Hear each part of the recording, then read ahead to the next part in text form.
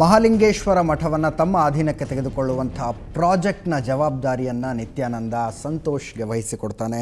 ಸಂತೋಷ್ ನಿತ್ಯಾನಂದನ ಆಪ್ತ ಬಳಗದಲ್ಲಿರುವಂಥ ಹುಡುಗ. ಸಂತೋಷ್ಗೆ ನೀನು ಬಾಗಲಕೋಟೆಯ ಮಹಾಲಿಂಗೇಶ್ವರ ಮಠಕ್ಕೆ ಹೋಗು, ಅಲ್ಲಿ ಇದ್ದುಕೊಂಡು ಮಠವನ್ನು ಅಭ್ಯಾಸ ಮಾಡೋದು ಬಂದ ನಂತರ ನನಗೆ ಅದನ್ನು ಬ್ರೀಫ್ ಮಾಡು ಅನ್ನುವಂಥ ಮಾತನ್ನು ಸಂತೋಷ್ ಅವರ ತಂದೆ ಮುನ್ನೂರು ಕೃಷ್ಣಮೂರ್ತಿಗಳು ನಮ್ಮ ಜೊತೆಗಿದ್ದಾರೆ. ಕೃಷ್ಣಮೂರ್ತಿಗಳೇ, ಅವತ್ತಿನಿಂದನೂ ನಾನು ಕೇಳ್ತಾನೆ ಇದ್ದೀನಿ, ಬರ್ತೀನಿ ಅಪ್ಪ, ಬರ್ತೀನಿ, ಸದ್ಯ ಬರ್ತೀನಿ. ಮೊನ್ನೆ ಇತ್ಲಾಗ ಫೋನ್ ಮಾಡ್ತಾ ಇದ್ದಾನೆ, ದಿನ ಫೋನ್ ಮಾಡಿ. ಅವನೇನು ಮಾಡಲ್ಲ, ನಾವೇ ಮಾಡೋದು. ನಾನು ಮಾಡಿದರೆ ಅವನು ಎತ್ತಲ್ಲ, ಅವನು ಅಮ್ಮ ಮಾಡಿದರೆ ಫೋನ್ ಮಾತ್ರ ಎತ್ತಾನೆ, ಅಜ್ಜಿ ಮಾಡಿದರೆ ಎತ್ತಾನೆ.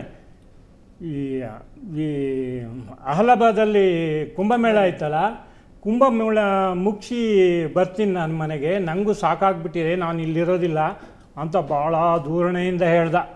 ನಾನು ಸತ್ಯ ಅಂತ ತಿಳ್ಕೊಂಡೆ, ಬರ್ತಾನೆ ಅಂತ.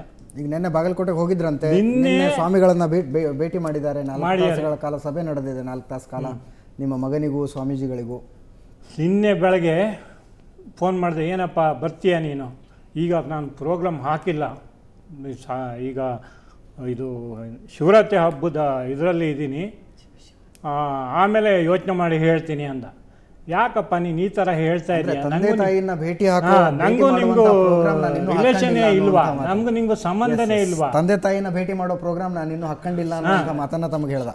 ಇಲ್ವಾ? ನಂಗೂ ನಿಮಗೂ ಸಂಬಂಧ ಇಲ್ಲ ಅಂದರೆ ಇಲ್ಲ ಅಂತ ಹೇಳು ಮಾರಾಯ, ಮುಗ್ದು ಹೋಗ್ಬಿಡತ್ತೆ.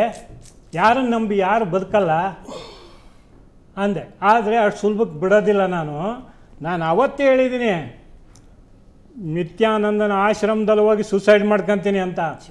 ನಿನ್ನೆ ನನ್ನ ಮಗನಿಗೆ ಹೇಳಿದ್ದೀನಿ, ಸುಮ್ಮನೆ ಬಿಡಲ್ಲ ಮಗನೇ, ಇನ್ನೊಂದು ಸಲ ಸುವರ್ಣ ಚಾನಲಿಗೆ ಹೋಗ್ತೀನಿ, ಅದು ಒಂದೇ ಸಲ, ಮತ್ತು ಸುವರ್ಣ ಚಾನಲಿನ ಬರಲ್ಲ. ನೀನು ಬಂದೆ ನನ್ನ ಮನೆಗೆ, ನಾನು ನಿನ್ನ ಸಾಕಿ ಓದಿಸಿದ್ದಿದ್ರೆ ಬರಬೇಕು, ಇಲ್ಲ ಅಂದರೆ ನೀನು ಬರೋದು ನಮ್ಮ ಇಬ್ಬರ ಕಾಟಕ್ಕೆ ಬೆಂಕಿ ಕೊಡಲಿಕ್ಕೆ. ಆ ಹಕ್ಕಿದೆ ಅವನಿಗೆ, ಅದಕ್ಕೆ ಅವನು ಬರಲೇಬೇಕು. ಆದರೆ ಅಷ್ಟು ಸುಲಭಕ್ಕೆ ಸಾಯಲ್ಲ. ಅವತ್ತು ಸುವರ್ಣ ಚಾನಲ್ ಕೊನೆ ದಿನ ಹೇಳಿ ಬರ್ತೀನಿ, ನಿತ್ಯಾನಂದನೇ ನನ್ನ ಸಾವಿಗೆ ಕಾರಣ ಅಂತ ಹೇಳಿ ಬರ್ತೀನಿ, ಇಡೀ ಪ್ರಪಂಚಕ್ಕೆ ಗೊತ್ತಾಗಲಿ. ನಮಗೆ ನ್ಯಾಯ ಸಿಗಲ್ಲ, ನಾನು ಹೇಳಿ ಸತ್ರೂ ಕೂಡ ನಮಗೆ ನ್ಯಾಯ ಸಿಗಲ್ಲ. ಈ ಕೋರ್ಟು ಕಾನೂನು ನಮಗೆ ನ್ಯಾಯ ಕೊಡೋದಿಲ್ಲ. ಯಾಕೆ ಗೊತ್ತಾ? ದೊಡ್ಡ ಲಾಯರ್ ಇದ್ದಾರೆ, ಸುಳ್ಳನ್ನು ಸತ್ಯ ಮಾಡ್ತಾರೆ, ಸತ್ಯನ ಸುಳ್ಳು ಮಾಡ್ತಾರೆ. ಇವನಿಗೆ ಅಂಥ ಲಾಯರ್ ಇದ್ದಾರೆ, ಇವರಿಗೆ ಎಲ್ಲರೂ ಸಪೋರ್ಟು, ಸರ್ಕಾರ ಸಪೋರ್ಟು, ಕೋರ್ಟ್ ಸಪೋರ್ಟು. ಎಲ್ಲಿ ನಮ್ಗೆ ನ್ಯಾಯ ಸಿಗುತ್ತೆ? ನಮ್ಗೆ ಸಾವು ಒಂದೇ, ಮಧ್ಯದವ್ರಿಗೆ ಸಾವು ಒಂದೇ. ಈಗ ಹೋಗಿದ್ದಾನೆ ಆ ಮಠಕ್ಕೆ, ಎಲ್ಲಿ ಈಗ ನಮ್ಮ ಸರ್ಕಾರ ಕೇಳುತ್ತಾ? ಎಷ್ಟು ದುಡ್ಡಿನ ಆಸೆ? ವಿಚಾರ ಹೇಳಬೇಕಾಗಿಲ್ಲ, ದುಷ್ಟತನದ ವಿರುದ್ಧ ಬೇರೆ ಒಂದು ದಾರಿ ತೋರಿಸಿ, ನನಗೆ ಬೇರೆ ಒಂದು ದಾರಿ ತೋರಿಸಿ. ನಾನು ರೆಡಿ ಇದ್ದೀನಿ ಹೋರಾಟಕ್ಕೆ. ಹೇಳ್ತಾ ಇದ್ದೀನಿ, ಜೀವನ ಮಾಡೋದು ಕಷ್ಟ ಇದೆ. ನಾನು ಇವತ್ತು ಅವತ್ತು ಏನು ಹೇಳಿದೆ, ನಾನು ಇವನಿಗೆ ಇದೇ ಸ್ಟುಡಿಯೋದಲ್ಲಿ ATM ಕಾರ್ಡ್ ನನ್ನ ಹತ್ರ ಕೊಟ್ಟ ಅಂತ. ಇವನು ATM ಕಾರ್ಡ್ನಲ್ಲಿ ದುಡ್ಡು ಎಲ್ಲಿದೆ? ನಿತ್ಯಾನಂದ ದುಡ್ಡು ನಾನು ತಗೊಳಲ್ಲ, ನಾನು ಅವನ ಹತ್ರ ಭಿಕ್ಷೆ ಬೇಡೋದಿಲ್ಲ. ನನ್ನ ಮಗನ ಅವನಿಗೆ ಮಾರೋದಿಲ್ಲ. ಅವನಿಗೆ ಗೊತ್ತಿದೆಯಾ ಮಗನಿಗೆ? ನನಗೆ ಬೇಕಾದ್ರೆ 10 ಲಕ್ಷ ಕೊಡ್ತಾನೆ, ಅವ್ನು ಸುಮ್ಮನೆ ಇರೋ ಅಂದರೆ. ನಿತ್ಯಾನಂದ ತಗೊಳಲ್ಲ, ನನ್ನ ಮಗನ ಅವನಿಗೆ ಮಾರೋದಿಲ್ಲ. ನನ್ನ ಮಗ ಏನಾದರೂ ನನ್ನ ಅಪ್ಪ ಅಮ್ಮ ಅಂತ ನೆನಪಿದ್ರೆ ಬರಬೇಕು, ಇಲ್ಲ ಅಂದರೆ ನಿತ್ಯಾನಂದನ ಹೆಸರಲ್ಲಿ ನಾನು ಪ್ರಾಣ ಬಿಡ್ತೀನಿ. ಸುಮ್ಮನೆ ಬಿಡಲ್ಲ, ಇಡೀ ಪ್ರಪಂಚಕ್ಕೆ ಗೊತ್ತಾಗಬೇಕು. ಹಾಗೆ ಬರೆದಿಟ್ಟು ಪ್ರಾಣ ಬಿಡ್ತೀನಿ. ಮತ್ತೇನು ಮಾಡೋಕ್ಕಾಗಲ್ಲ ಅವನಿಗೆ ನಾನು ನಿತ್ಯಾನಂದನ. ಯಾಕಂದರೆ ಅವನ ಹತ್ರ ಹಣ ಇದೆ, ನನ್ನ ಹತ್ರ ಹಣ ಇಲ್ಲ, ಧೈರ್ಯ ಇದೆ. ಆತ್ಮಹತ್ಯೆ ಮಾಡೋಕ್ಕೂ ಧೈರ್ಯ ಬೇಕು, ಸುಮ್ಮನೆ ಆಗಲ್ಲ. ಇವತ್ತು ನನಗೆ ಹೊಟ್ಟೆ ಉರಿತದೆ. ಇಂಥ ಒಬ್ಬ ಮಗನ ಲೋಫರ್ ಇವನಿಗೆ ಸಾಕಿದ್ನಲ್ಲ, ನಾನು ಇವನಿಗೆ ಓದಿಸಿದ್ನಲ್ಲ, ನನ್ನ ಆಸ್ತಿ ಮಾರಿ ಇವತ್ತು ಈ ದೇಶಕ್ಕೆ ದ್ರೋಹಿ ಜೊತೆ ಹೋಗಿ ಅವನಿಗೆ ಸಪೋರ್ಟ್ ಮಾಡ್ತಾ ಇದ್ದಾನಲ್ಲ.